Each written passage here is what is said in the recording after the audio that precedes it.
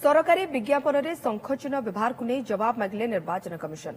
राज्य सरकार और बीजेडी ठारू स्पष्टीकरण मागिले ईसीआई। मुख्य शासन सचिव और बीजेडी साधारण संपादकों को स्पष्टीकरण मगाई सूचना मिली। मार्च 2 तारिख अपराह 5टा सुधा उत्तर देवाक निर्देश देते निर्वाचन कमिशन।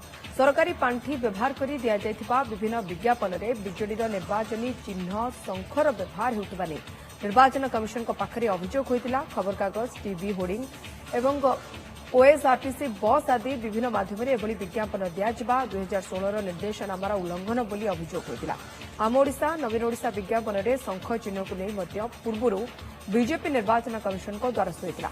तेबे ईसीआई एक घटन आगक निश्चिंत दृढ़ कार्यानुष्ठान नेबे बोली बीजेपी आशा रखिथिबा बेले एने राज्य सरकार किंबा बीजेडी प्रतिक्रिया मिल पारना। से आज जिते प्रसंग में नोटिस दौरान एवं विजु जनता दल निहाती भाव में सरकार गोटे कलाकना लगेला भली एवं एबे विजु जनता दल रिप्लाई को तो आमको अपेक्षा करने पड़ो। एठार प्रश्न उठुची गोटे दल क्रमागत भाव में क्षमता रहिबो बोली सरकारी पैसा रे सरकारी योजना रे निजर दलीय चिन्ह व्यवहार करबा एटा गोटे निम्न मानसिकता। ए मानसिकतार विजु जनता दल दूरे रहबा दरकार एवं जहाँ इलेक्शन कमिशनर आज जो प्रसंगटी उठेइछंती ये अत्यंत संवेदनशील प्रसंग। ए प्रसंग रे मध्य इलेक्शन कमिशनर आमर आशा अछि भविष्य में विजु जनता दल कार्यानुष्ठान हो पारे। केवल सरकारी विज्ञापन में दलीय चिन्ह प्रसंग नुहे मात्राधिक सरकारी विज्ञापन बाबद राजकोषर अजस्र अपव्यय को नहीं सीएजी निकट में अभियोग होती। शुणु एने सीएजी को जनाइथिबा पूर्वतन प्रशासनिक अधिकारी प्रसन्न मिश्र कौन कहते। ओडिशा सरकार तांकर विज्ञापन सुनामी बढ़ई चली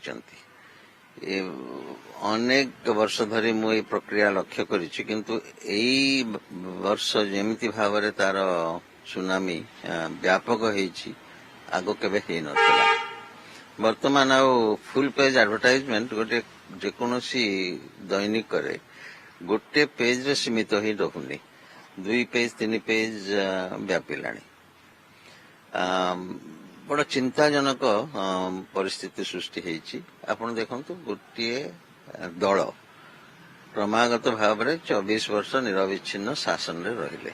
कॉन्स्टिट्यूशनल अथॉरिटी आमर जे controller and auditor general of India तांको गोटे चिठी लिखिली जे आपणकर संवैधानिक दायित्व अछि जे सरकारी खर्चर अपव्यय न हो तार नैतिकता रक्षा करा जाऊ प्रासंगिकता रक्षा करा जाऊ साधु उपाय सरकारी अर्थ व्यय हो या एनश्योर करबा दायित्व आपणकर।